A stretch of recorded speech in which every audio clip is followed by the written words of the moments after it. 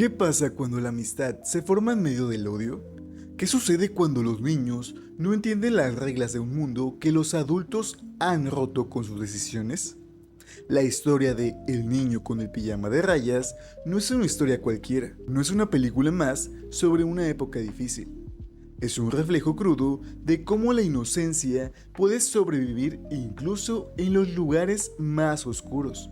Y sobre todo, de cómo los niños, sin entender de bandos ni conflictos, pueden enseñarnos más sobre humanidad que cualquier adulto. Bruno es solo un niño de 8 años, curioso, inquieto y con una imaginación que le queda grande, incluso para su corta edad. Vive en Berlín, con su familia y su mundo gira en torno a los juegos, las aventuras y los libros. Sueña con ser explorador, con recorrer rincones desconocidos, con encontrar tesoros escondidos. Para él, el mundo es un lugar lleno de posibilidades, sin maldad, sin diferencias, sin etiquetas. Su forma de ver la vida es pura, intacta. A través de sus ojos, todo lo que existe merece ser conocido. Todo lo que camina sobre la tierra merece ser escuchado.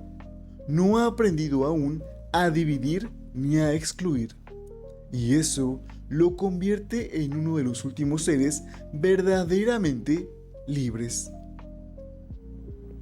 Pero su vida cambia drásticamente cuando su padre, un alto oficial del régimen, es asignado a dirigir un campo de reclusión. La familia se muda a una nueva casa, enorme, pero vacía. Una casa fría, aislada, sin niños con quienes jugar, ni calles que explorar. Desde su ventana, Bruno observa una especie de granja en la distancia, rodeada por una cerca que no termina nunca. Dentro, ve personas vestidas todas igual, con lo que él describe como pijamas.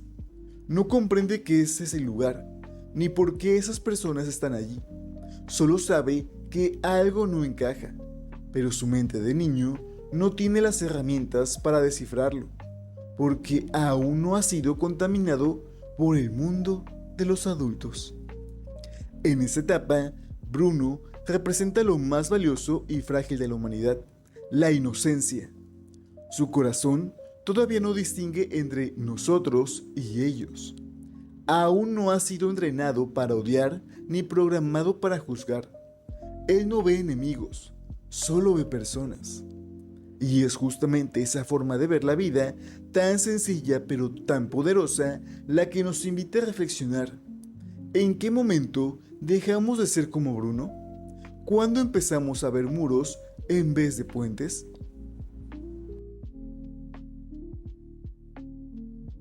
Un día, guiado por su necesidad de aventura, Bruno se escapa de su casa para explorar los alrededores. En su camino, encuentra una larga cerca de alambre que parece dividir el mundo en dos. Y justo ahí, sentado al otro lado, ve a un niño, delgado, con la cabeza rapada y usando uno de esos pijamas que tanto le habían llamado la atención. Su nombre es Shmuel.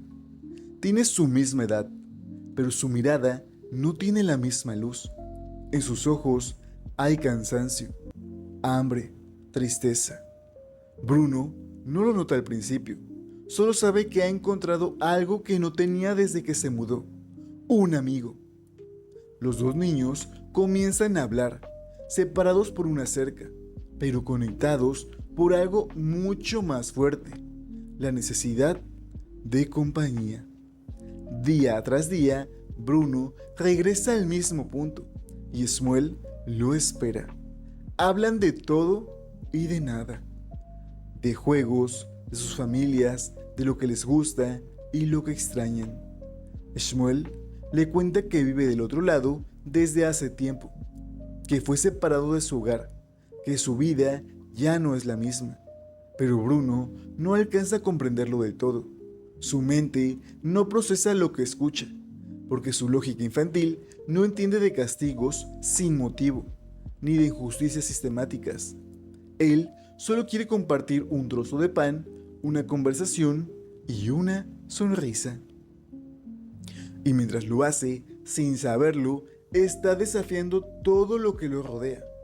Porque en un mundo construido para dividir, Bruno construye un lazo, un puente, uno hecho de palabras simples, de empatía, de humanidad.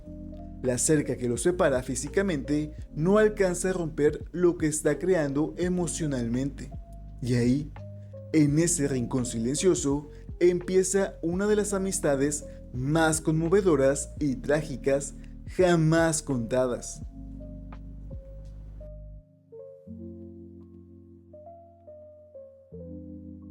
Mientras Bruno y Shmuel cultivan su amistad desde la inocencia, el mundo de los adultos gira en otra dirección. Una dirección llena de reglas, obediencia ciega y decisiones que no siempre tienen sentido. El padre de Bruno, convencido de estar cumpliendo un deber, dirige con rigidez el campo que se extiende más allá de la cerca. Él no ve personas al otro lado, solo números, funciones, resultados. Cree que su labor es honorable, y en esa creencia se esconde lo más peligroso, la deshumanización. Poco a poco, su rol lo aleja de su familia, de su esposa, de la realidad. Se convierte en alguien que no escucha, que no siente, que no cuestiona. La madre de Bruno, en cambio, empieza a notar los detalles, los gritos a lo lejos, el humo en el aire, el silencio denso de la casa. Pregunta, se incomoda, pero también calla. Sabe que algo está mal, pero no se atreve a romper con lo establecido. Su hermana, Gretel, comienza a repetir frases que escucha de los adultos. Admirando al padre, decorando su cuarto con propaganda, creyendo en un discurso que no entiende, pero que se impone con fuerza. Y así, cada uno va adoptando una versión distinta de la realidad. Mientras Bruno sigue sin entender por qué su nuevo amigo vive tras una cerca. La tragedia más profunda de esta historia es que los adultos, quienes deberían proteger, se convierten en cómplices del dolor, e incluso sin notarlo. Su ceguera, su indiferencia o su lealtad al sistema los vuelve parte del problema. Mientras ellos hablan de órdenes, de deber, de disciplina, dos niños simplemente hablan de juegos, de chocolate, de cosas simples. La pregunta inevitable es, ¿cómo es posible que un niño vea con más claridad que quienes llevan años en este mundo?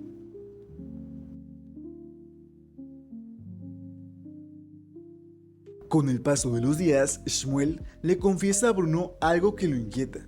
Su padre ha desaparecido dentro del campo. Nadie le da respuestas. Nadie parece buscarlo. Solo hay silencio. Bruno, conmovido y leal, decide ayudar. Su idea es tan sencilla como peligrosa. Si Shmuel no puede salir, él puede entrar. Así que al día siguiente, Bruno lleva un conjunto de ropa igual a la de su amigo, una prenda de tela de rayas, y se arrastra bajo la cerca. Del otro lado, sucio, desorientado, pero emocionado, se siente parte de una gran misión. Quiere encontrar al padre de Shmuel. Quiere ser útil. No sabe que acaba de entrar a un sitio donde la lógica de los adultos ha borrado toda compasión. Al cruzar, Bruno ve un mundo completamente distinto al que conoce. Personas caminando en silencio, muchas demasiado delgadas, con rostros marcados por el cansancio y la angustia. Algunos lo miran con extrañeza, otros apenas si alzan la vista. Shmuel lo toma de la mano y juntos recorren las filas de barracas buscando algún indicio del padre perdido. Caminan durante mucho tiempo, pero ese lugar no está hecho para que alguien encuentre respuestas. Está diseñado para que la gente se pierda y no vuelva. De pronto, los dos niños son arrastrados junto a un grupo de personas por soldados que no piden nombres ni explicaciones. Nadie los ve como niños, solo como parte de un sistema que ya ha dejado de diferenciar lo correcto de lo cruel. Los encierran en una habitación oscura, donde la única luz que entra es la de una lámpara en el techo. Bruno y Shmuel se toman de la mano, asustados, confundidos. Afuera, la tormenta comienza a caer, y adentro, lo que sucede no necesita mostrarse para que lo entendamos. El ruido metálico de una puerta que se cierra, un silencio absoluto, y el eco de algo irreversible. Esa escena no grita, no sangra, pero rompe por dentro, porque lo que sucedió no fue una casualidad, fue el resultado de una cadena de decisiones humanas, de indiferencia, de miradas que eligieron no ver. La habitación donde encerraron a Bruno y Shmuel estaba llena de cuerpos temblorosos, ojos apagados y respiraciones entrecortadas. Nadie hablaba. Algunos se abrazaban. Otros simplemente esperaban, como si ya supieran lo que venía. Pero Bruno, en medio de ese ambiente, seguía creyendo que pronto saldrían de ahí, que encontrarían al padre de Shmuel, que todo era parte de una confusión. No entendía por qué los guardias los habían apurado, ni por qué los metieron ahí sin decir una sola palabra. Solo apretaba la mano de su amigo, como si eso bastara para protegerse del frío, del miedo, de lo que estaba a punto de suceder. Y entonces, las luces se apagaron. La puerta se cerró con un sonido seco y final. Afuera, la lluvia se mezclaba con el viento, y nadie sospechaba que en ese cuarto, sin ventanas, el destino de dos niños se sellaba en completo silencio. No hubo despedidas. Nadie los llamó por su nombre. Solo quedaron atrapados en un sistema que ya no distinguía entre inocentes y culpables.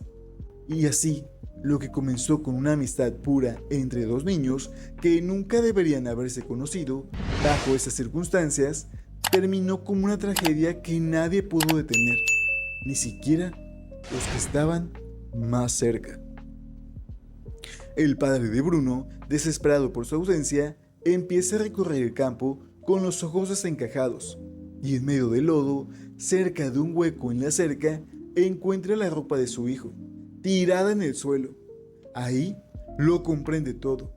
Su rostro, antes firme, se transforma, porque entiende que la máquina que le ayudaba a dirigir se tragó también a su propio hijo.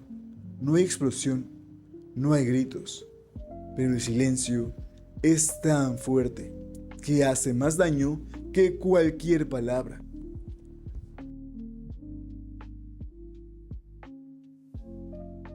Bruno nunca entendió por qué había una cerca, solo sabía que su amigo estaba del otro lado, y eso bastaba para cruzarla. No preguntó por religión, por apellido, ni por uniforme, solo preguntó por qué alguien tenía que vivir encerrado. Su amistad con Shmuel fue un acto de valentía sin darse cuenta. En un mundo donde las decisiones de los adultos ya no se regían por la compasión, sino por el miedo y el desprecio, Bruno no murió por hacer algo malo, murió por hacer algo bueno en el peor lugar posible. Lo que hace tan poderosa esa historia no es solo su final, sino todo lo que representa, porque nos muestra que, a veces, el mal no se presenta con gritos, sino con silencio, con obediencia ciega, con indiferencia. Y lo más trágico es que Bruno no fue víctima de un monstruo, fue víctima de un sistema que dejó de escuchar a los niños. Su historia, aunque poderosa, nos deja un mensaje. Cuando dejamos de cuestionar lo injusto, lo inocente es lo primero que desaparece. Y por eso, esta historia no puede olvidarse.